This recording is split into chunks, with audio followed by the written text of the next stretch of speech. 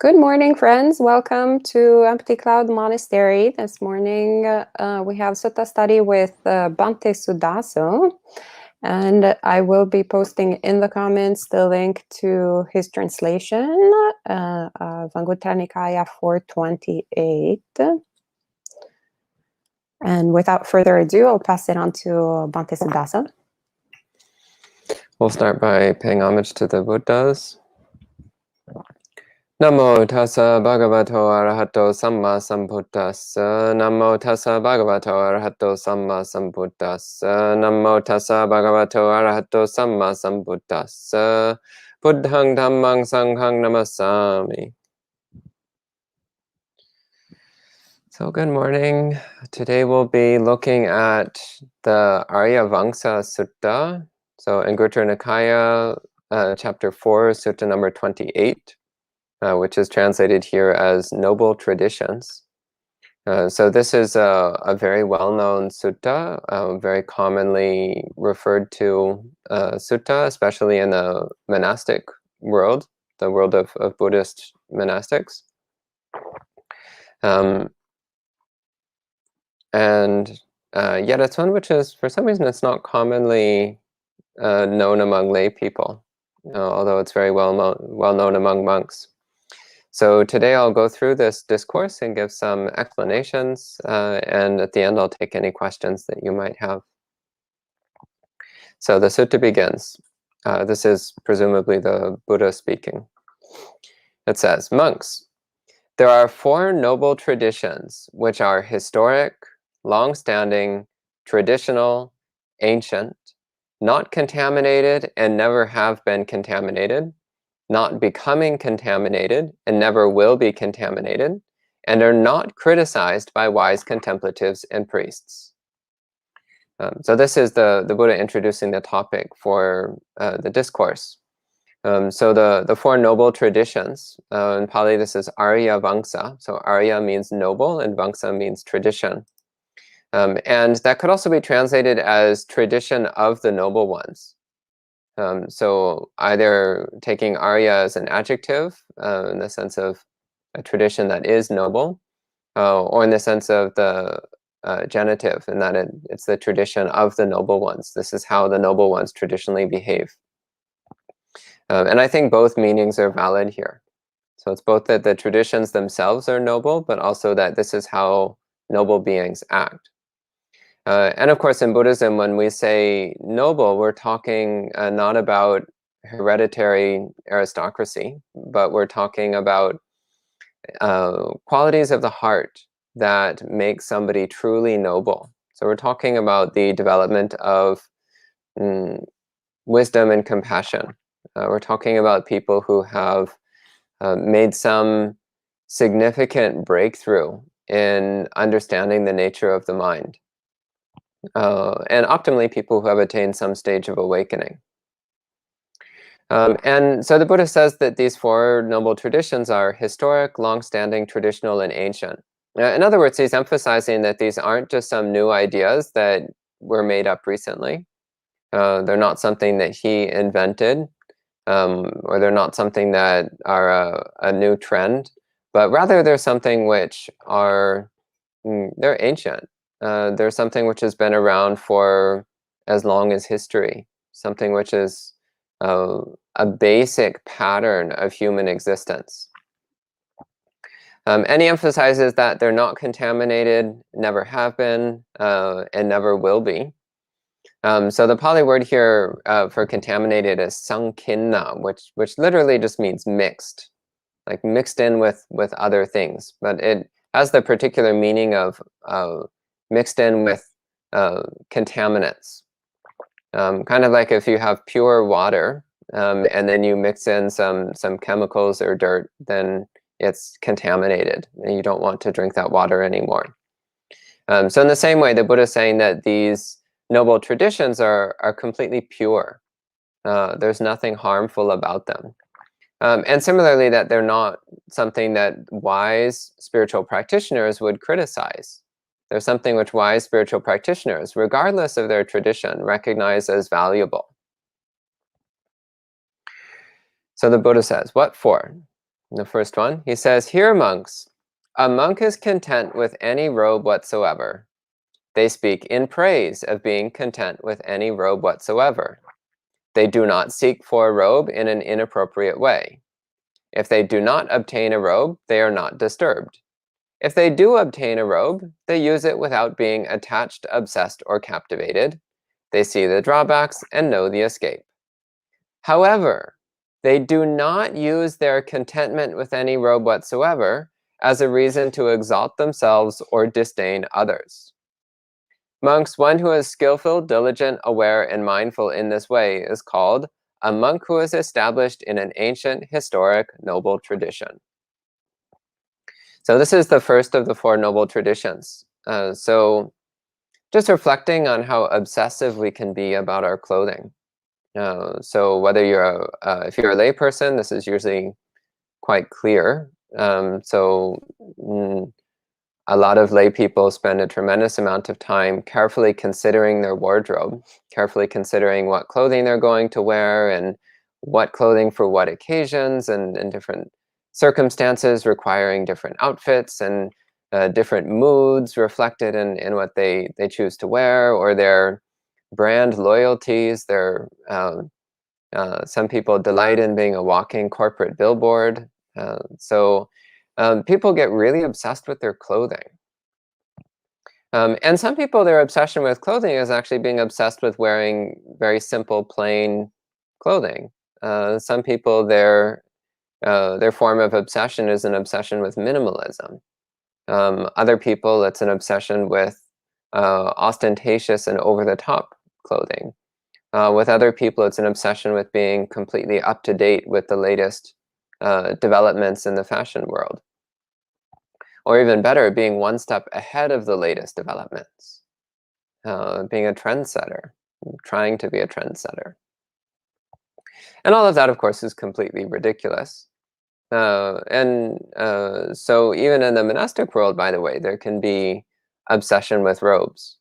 Trying to get robes that are just exactly the right shade of brown, just exactly the right shade of orange or yellow or whatever.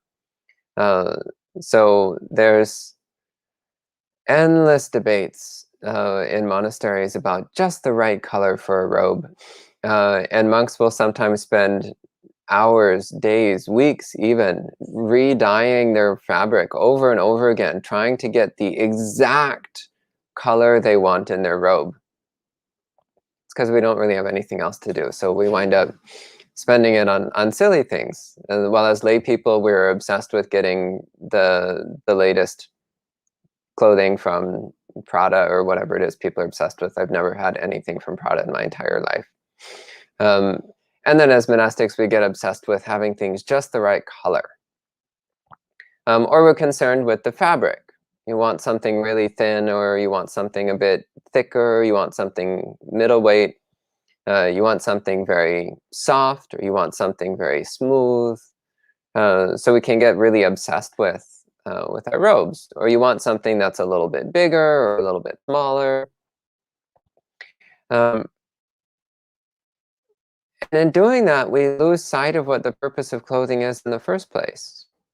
So one of the reflections that is commonly used in monasteries is the reflection.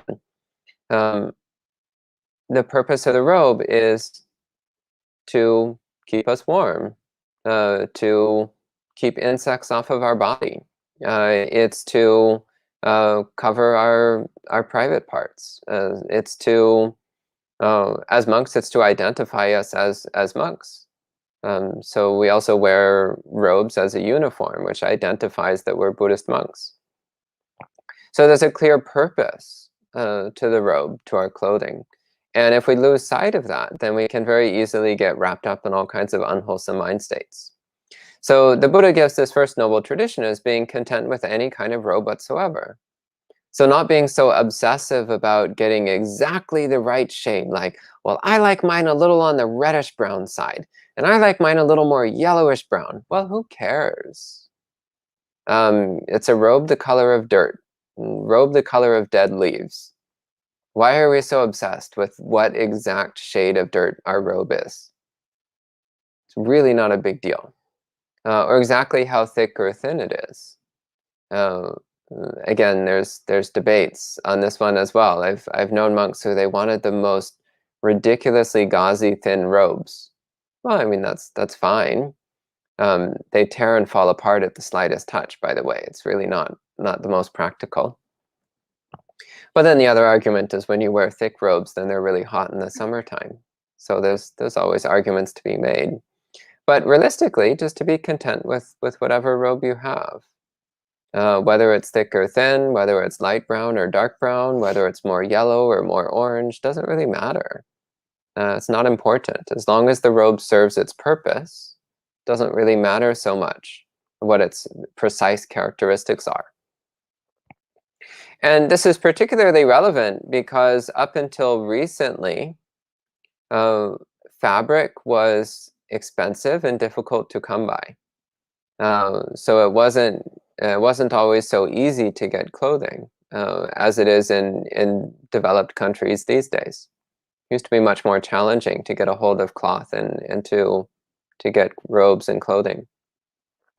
And in fact, monks have a lot of rules about the proper way to get cloth and to get robes when we need them. And this is because it is difficult. Especially in the time of the Buddha, but even to this day in some countries. But up until quite recently, it was expensive to provide robes for the monastic community. So not burdening people with constantly seeking robes. And this is the next thing the Buddha says here. So he says, they do not seek for a robe in an inappropriate way. In other words, one, if you have a robe which is perfectly fine, well, then be content with that. Similarly, if you're a layperson, if you have enough clothing, well, be content with that. You don't need to constantly be getting new clothes. If what you have is working, then it's working. So seeking for a robe in an inappropriate way would mean, for example, constantly, as a monk, constantly hassling people to buy you a new robe or to give you cloth for new robes when you don't really need it. It comes to one of our basic principles as monastic, which is to be easily supported. So not to ask for things unless we really, really need them. And even then, to always check our motives. Even if we think we really need something, we should be checking our motives. It's like, do I actually need it or do I want it? And I'm just trying to convince myself that it's a need. And even then, we have rules such as we can't directly ask for something unless the person has invited us to ask. So rules which prevent us from being a burden on others. There's only certain specific circumstances where we can make direct requests, such as from our relatives. Or in the case of robes, it's if all of our robes have been stolen or destroyed. So if you really literally have absolutely nothing to wear, then a monk can make a direct request for a robe. But otherwise, we wait. We wait until it's offered.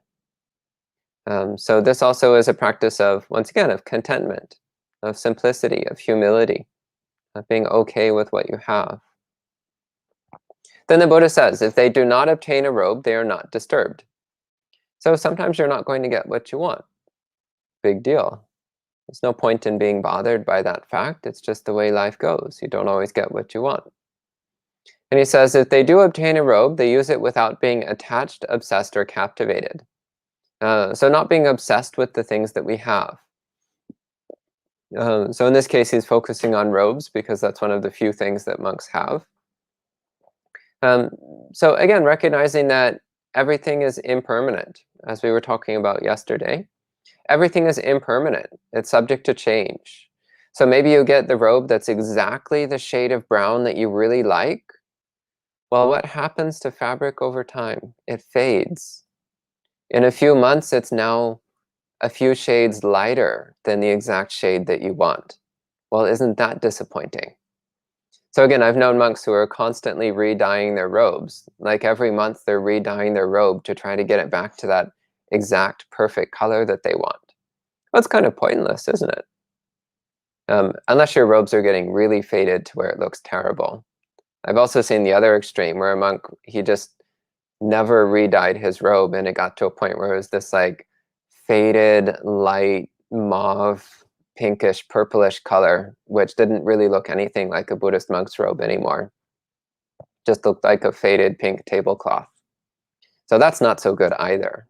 So we do need to be practical here. But it's noticing that mind of obsession, which is always obsessed with what we're wearing, which gets really attached to certain articles of clothing. I remember I had a college roommate who he had this one shirt, like Hawaiian shirt of some sort, which he just loved and adored. He really loved it. And he loved it so much that he didn't like to wear it. So most of the time it just sat in his closet and he would never wear it. And then one day he was wearing his favorite shirt that he loved so much. And he discovered that it was starting to fray at the edges.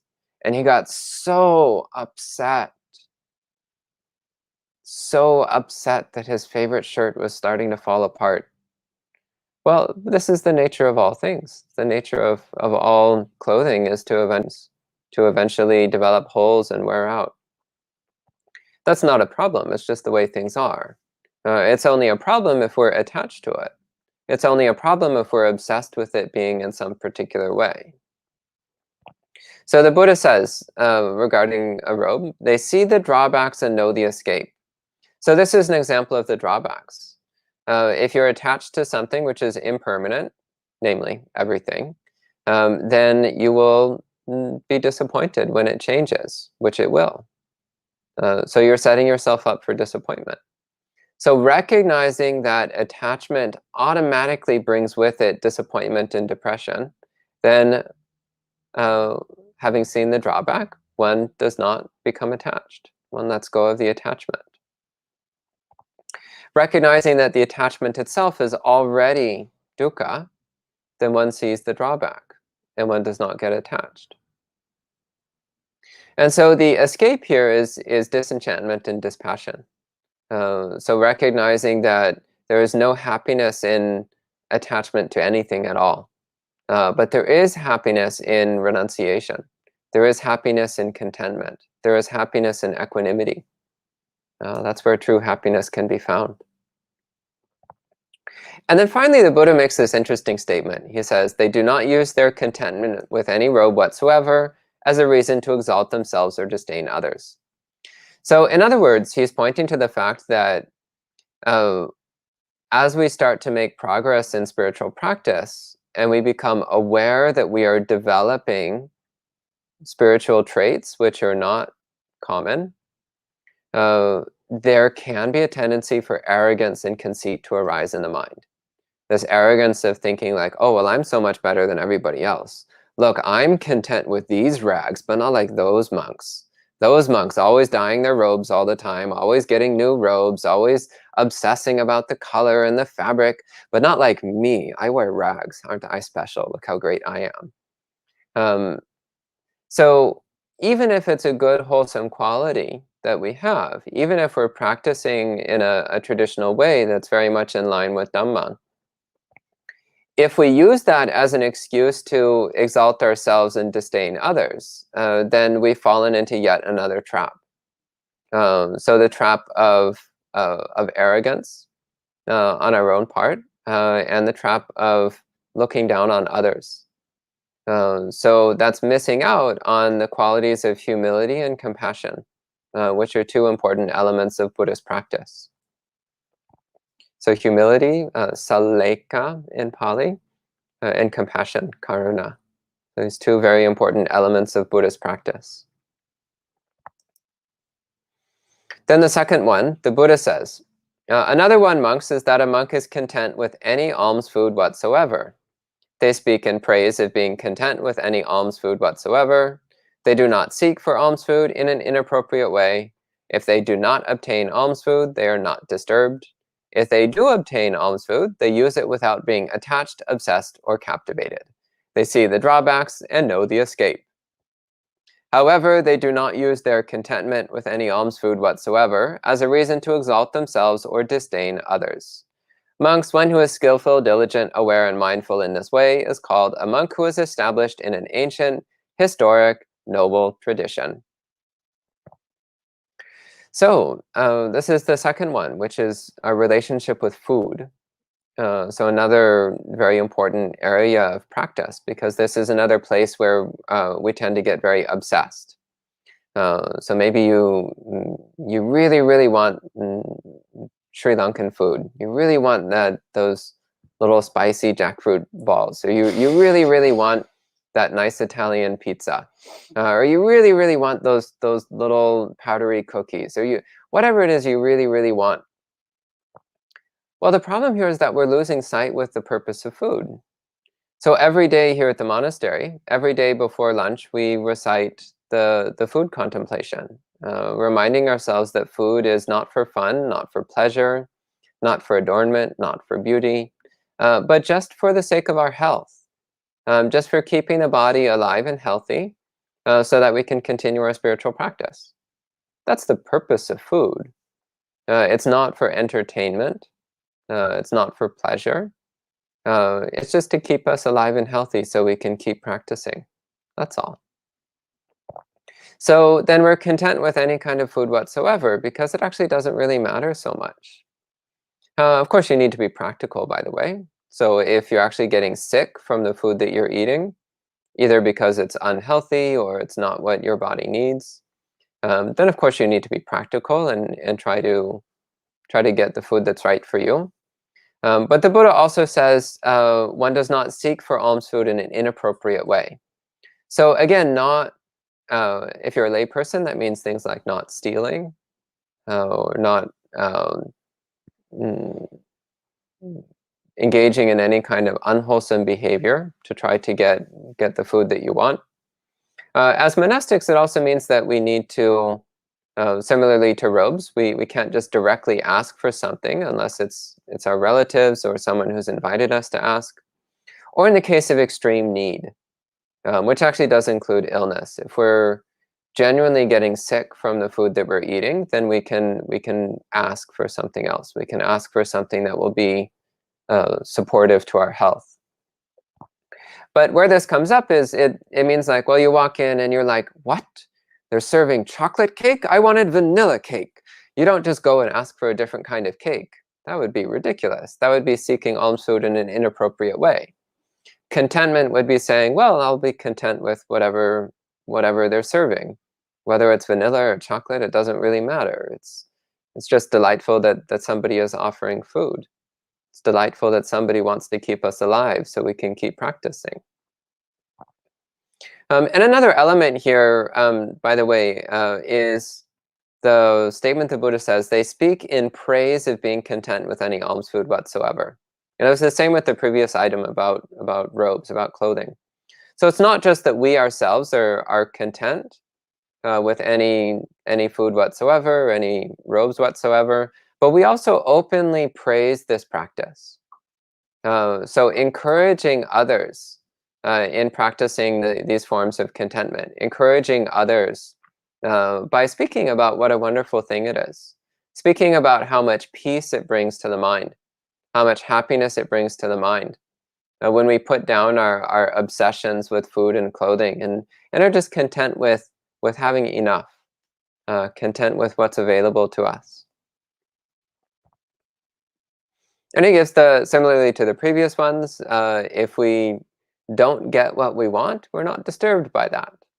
So if we don't get the food that we want, well, we just recognize that's just how it goes sometimes. And we practice equanimity, keeping the mind peaceful under those conditions.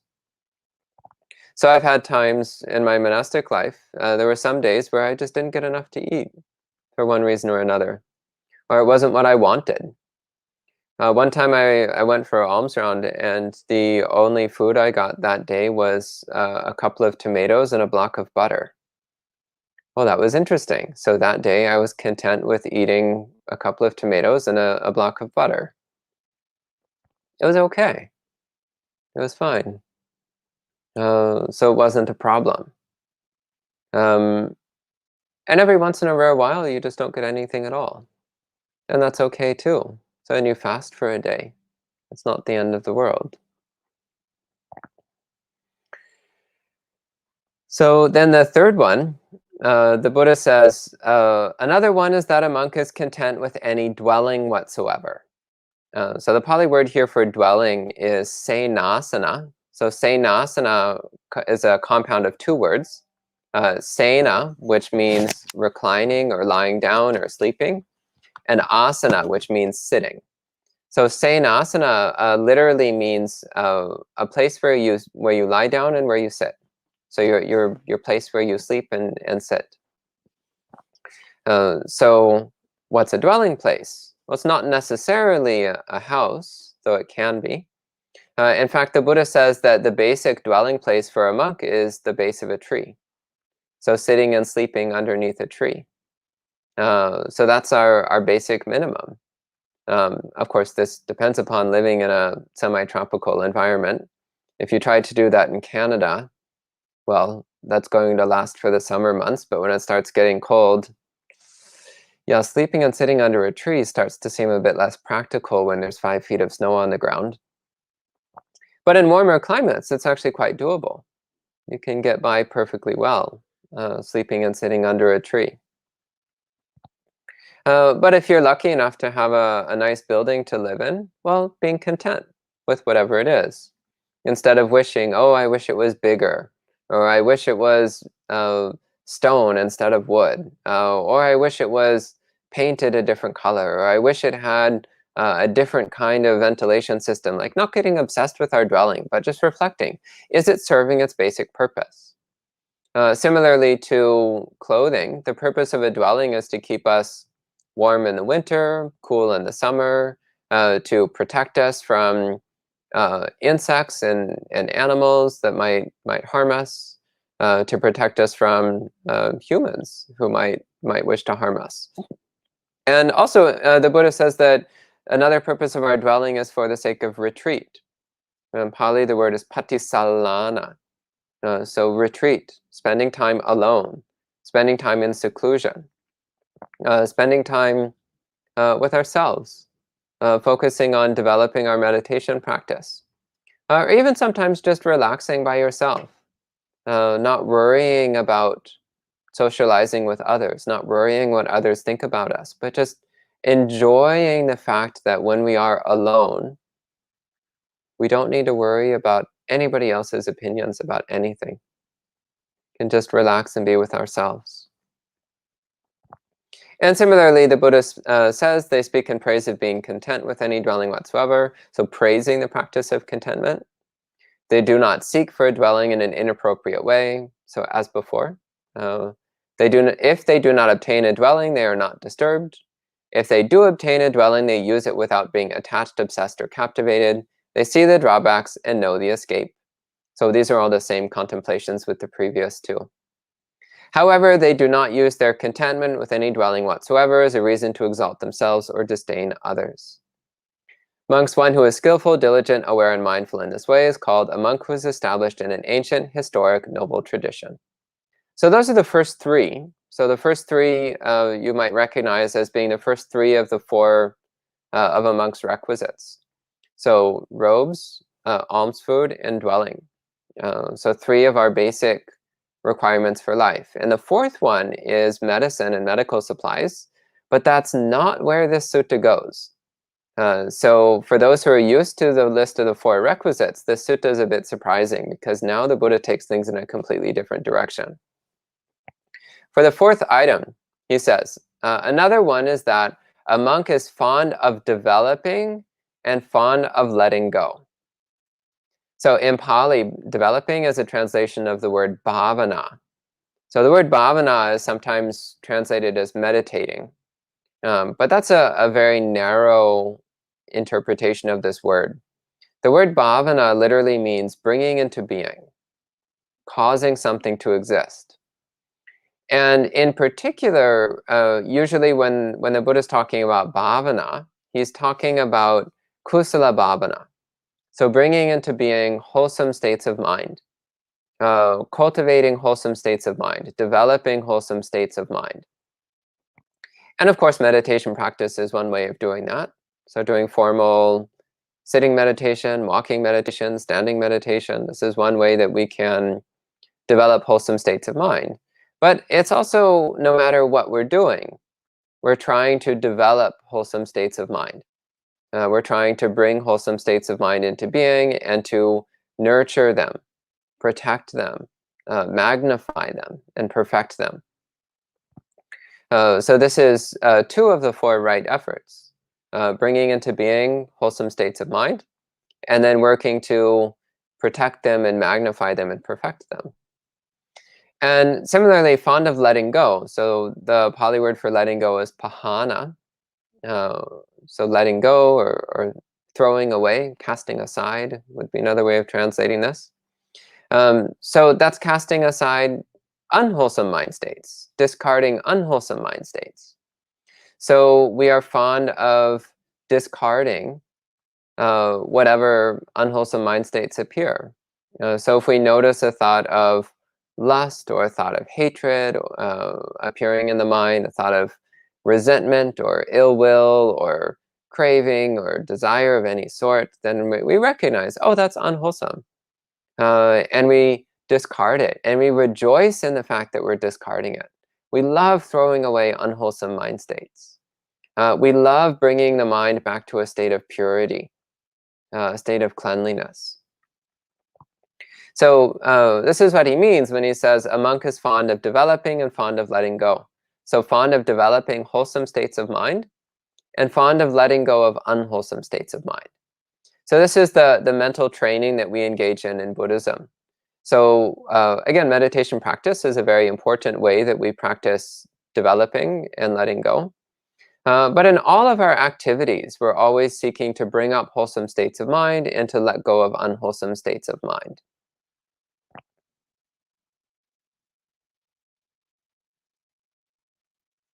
So an example of this is there was a layperson I was talking to a while back who really likes to cook food for the monks.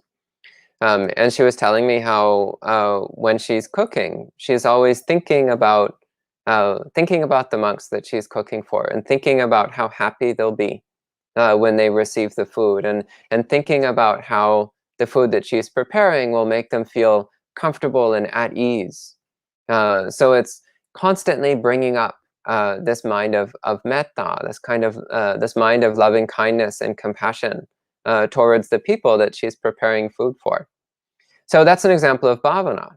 So while she's preparing the food, while she's engaged in the act of cooking, she's simultaneously practicing metta, loving kindness and compassion. Of course, practicing mindfulness and equanimity in everything that we're doing. There's another example of bhavana. So if you're sweeping the floor or washing the dishes or driving your car, if you're doing it with mindfulness and equanimity, then you're practicing bhavana.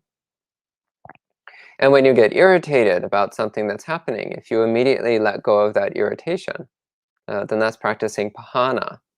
And so discarding or abandoning unwholesome states of mind. And then the Buddha continues, he says, however, they do not use their fondness of developing and fondness of letting go as a reason to exalt themselves or disdain others. So similarly, as with the other ones, there is this trap of arrogance, which we can easily fall into. We think like, oh, well, I am such a wonderful spiritual practitioner. I am so fixated on cultivating wholesome states of mind and letting go of unwholesome states of mind. I am so wonderful, but not like those horrible peasants over there. They're not interested in meditating.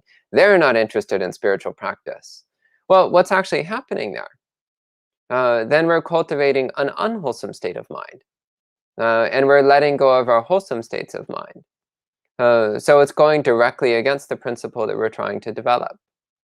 So it's very important that we not use our own spiritual practice as a basis for developing arrogance or as a basis for looking down on others.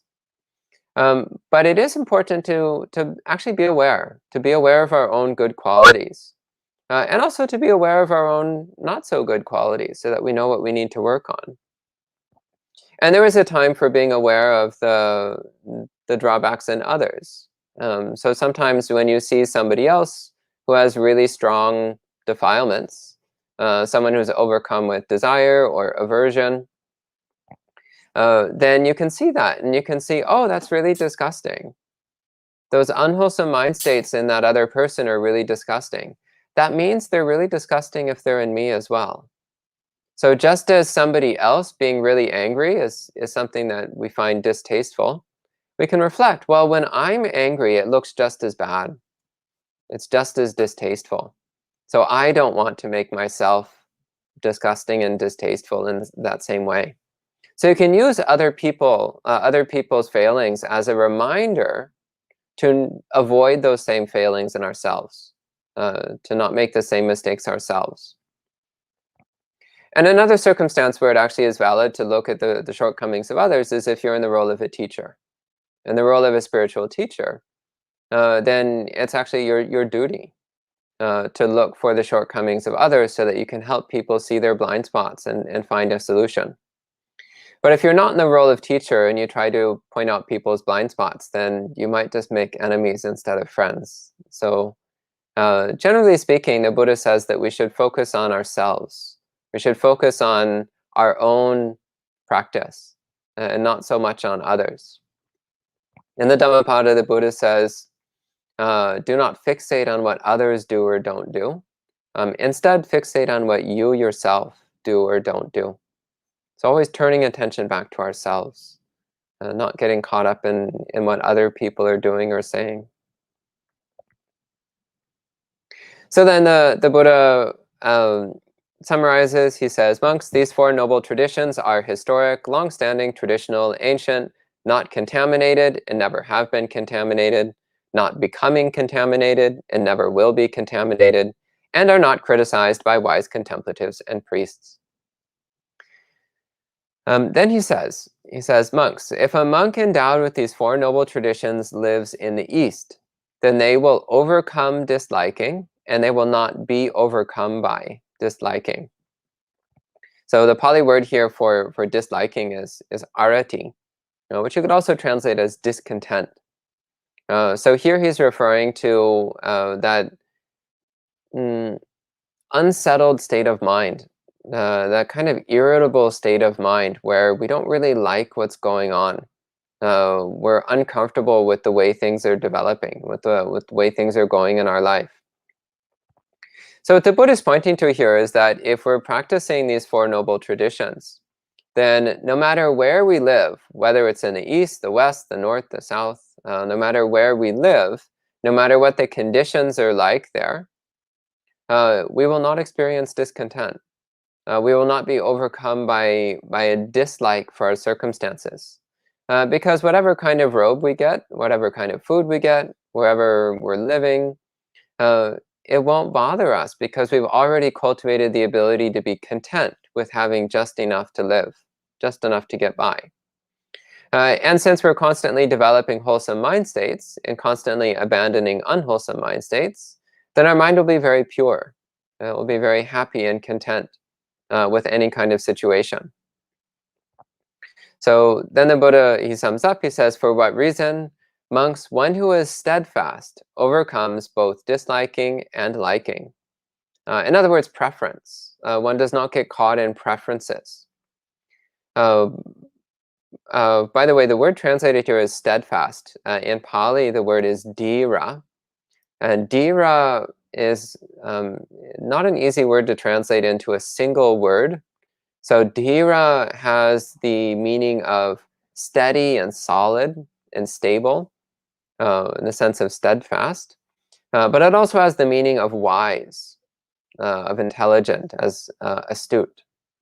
So dhira both means someone who is very wise, but also someone who is very stable, very steady, not easy to disturb, not easy to knock off balance.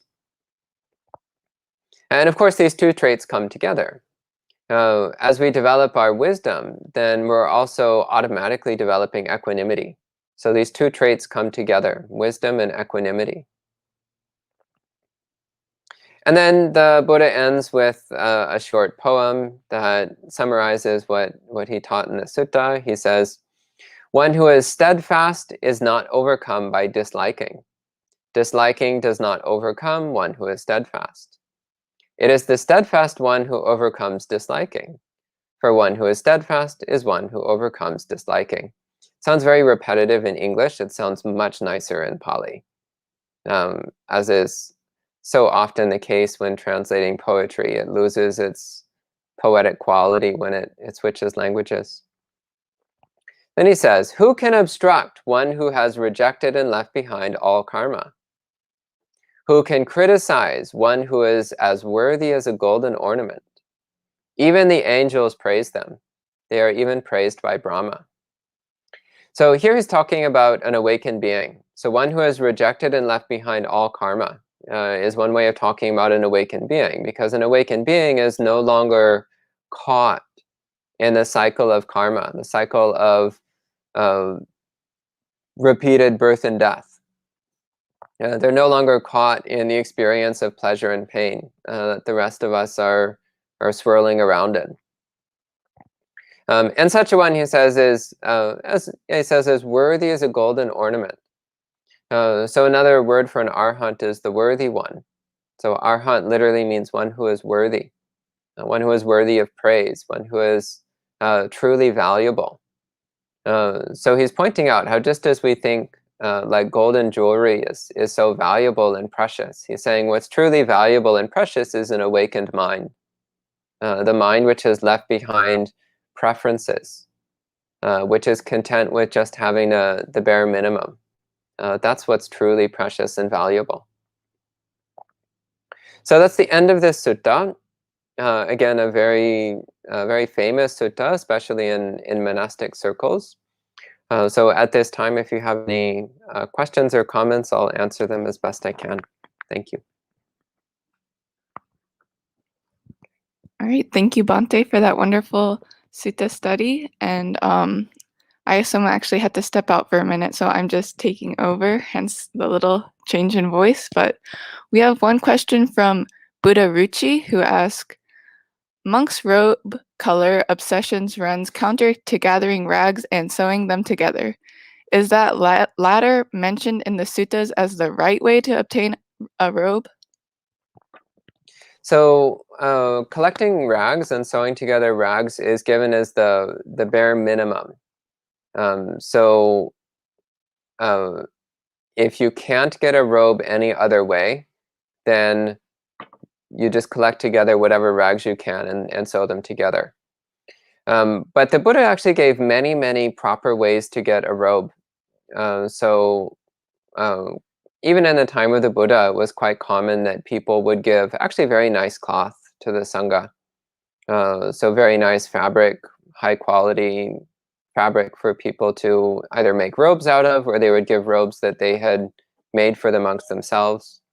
So this is quite common. It wasn't required that somebody make rag robes, but rather the idea was that if you don't have a high quality robe, if you don't have something that's already pre-made, then you just gather together some scraps of cloth from the trash heaps and patch them together into something usable.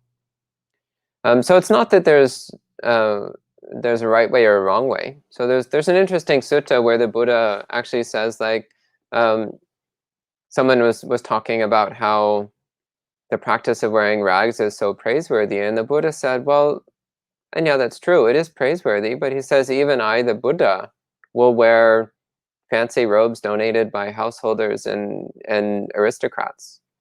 There's nothing inherently wrong about wearing nice robes, as long as you've acquired them in the proper way. Okay. All right. There's lots of appreciation in the comments. And then another question is, Bhante, could Dhyara also extend to patience? I'm thinking of Hindi word Dhyaraj, wondering if it's the same Sanskrit root. It might be. I mean, patient would be a bit of a stretch for the Pali word, I think. So again, the Pali word has the sense of steadfast, stable, and wise. I guess that implies a quality of patience, but I don't think Bhante Sumita, do you think patience for the word dhira, or is that going a bit too far? I think dhira can also be courageous. Courageous. Mm-hmm. Interesting. Yeah. Okay. But not patient. Not really patient. Not really patient. Okay. So Bhante Sumita is saying that you could take it as courageous perhaps, but not patient. That would be a bit of a stretch. But the Hindi word might still be derived from the same word because, of course, words can change meaning over time, sometimes quite substantially. Okay, anything else? Buddha Ruchi followed up by saying, thank you, Bhante. As a layperson, this is an admonishment against attachment. And then lots of sadhu, sadhu, sadhus in the comments and lots of gratitude. There's another comment in a language I can't quite read, but I could try maybe putting into Google Translator if someone else knows how to translate it. Don't worry about it. Okay. Yeah. Yeah, so if possible, it's best to put comments and questions in English, as that's most likely to be useful to us.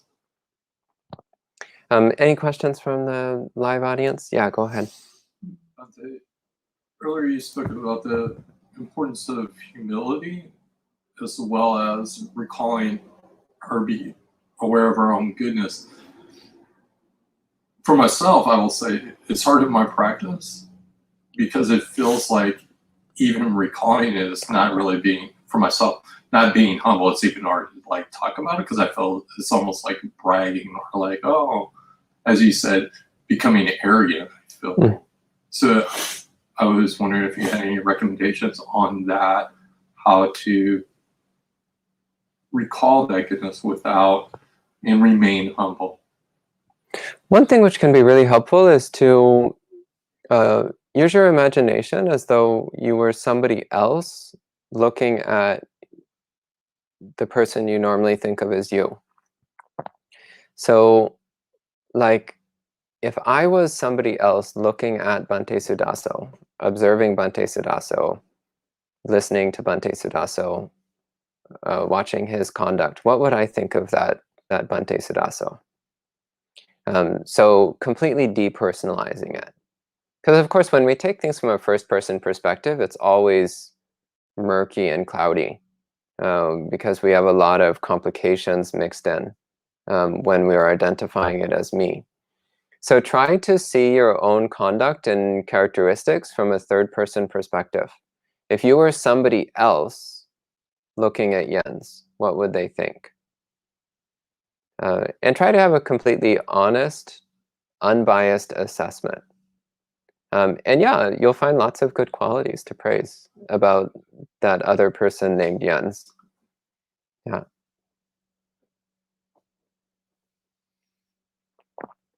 Anything else? Yeah, actually, that touches on an important issue, which is so often our self-assessment is wildly distorted. So either distorted in the too much category, like we think we're the greatest thing since sliced bread, when actually we're not. Also, sliced bread isn't that great. I don't know why we use that as an example. Or opposite is we think we're terrible. We think we're not that great. So I've actually known a lot of people who have a major inferiority complex. They think that they're stupid and foolish and ugly, and I look at this person and I'm like, actually, you're a wonderful person. Why do you think this way about yourself? Where's that coming from? But then they look at other people and they're a lot more objective.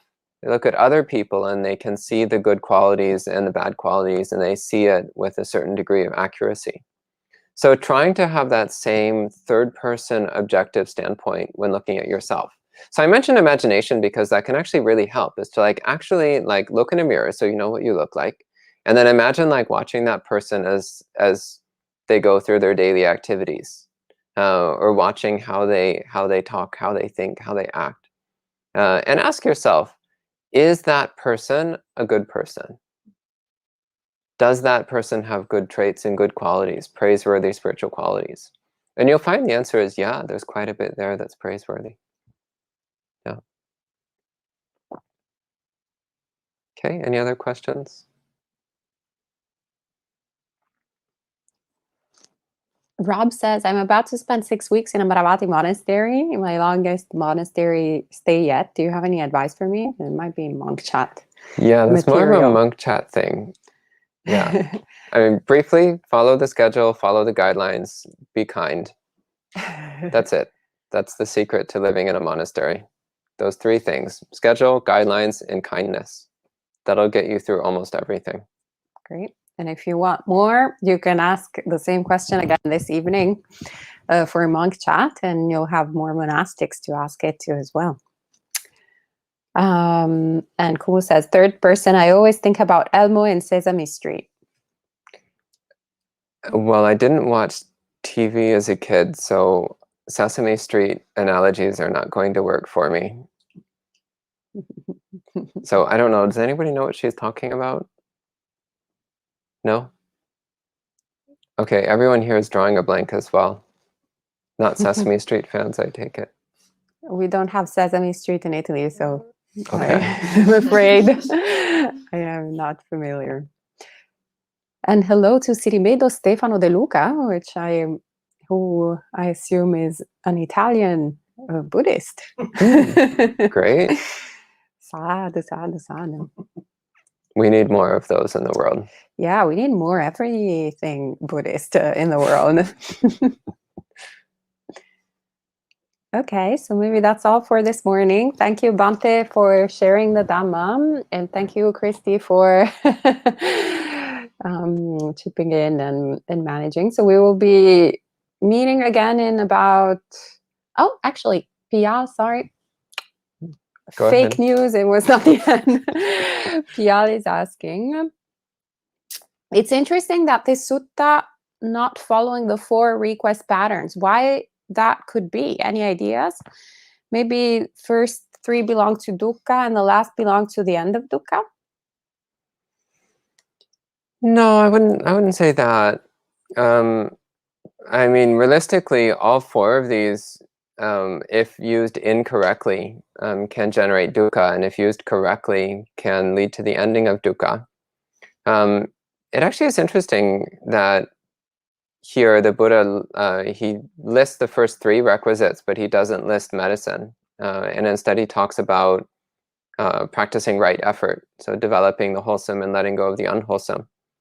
Bhante Sumita, do you have any thoughts on this? Why the Buddha gave only the first 3 requisites? And then for the 4th one, he spoke about bhavana and pahana.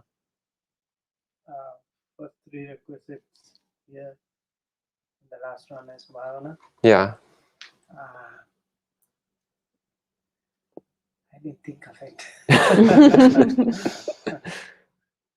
Good question, Pia. Yeah. We might get back to you during monk chat. Yeah, I mean, honestly, I wouldn't put too much thought into it. I don't think there's any deep significance to that fact. I would say, though, that of the 4 requisites, the first 3 are actually the most important because you use those all the time. Whereas medicines and medical supplies, you only use when you're sick, which may be quite rare. Some people very rarely get sick. Good karma or whatever reason, they very rarely get sick. But you use your robes every day, generally speaking. You use alms food every day or almost every day. You use your dwelling every day. So these are things where we really need to cultivate a proper relationship with them because they're inescapable aspects of our daily life. So yeah, I would say that medicine of the 4 is the least important and also the least relevant for most people. Whereas, yeah, he talks about developing and letting go. So that actually is a really important quality because that's taking it beyond the specifics of clothing, food, and dwellings and making it a general principle of like, wherever we go, we're always focused on developing wholesome mind states and letting go of unwholesome mind states. That's our priority under all circumstances. And those are my thoughts off the top of my head. Great, thank you, Bhante.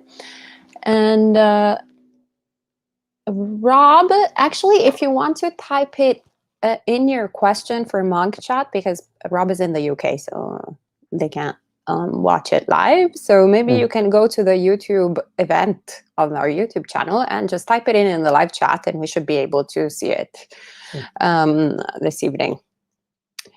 And Sirimedo Stefano is in Rome. Oh, wonderful. Well, we'll be right there in November, unless there is like a tragic pandemic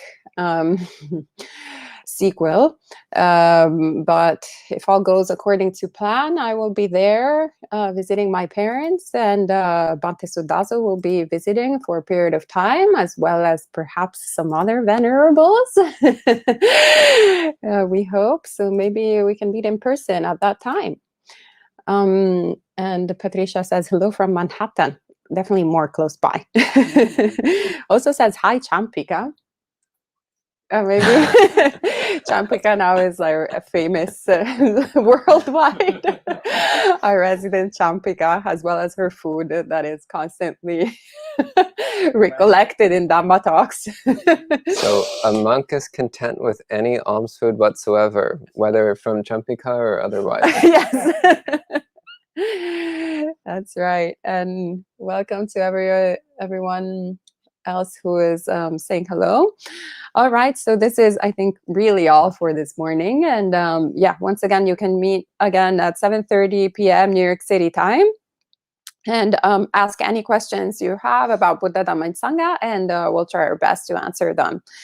If you can't make it for any reason, I encourage you to just look up at the event and type it in the live chat. That should be already open, I believe. All right, so we can end the morning with 3 sadhus.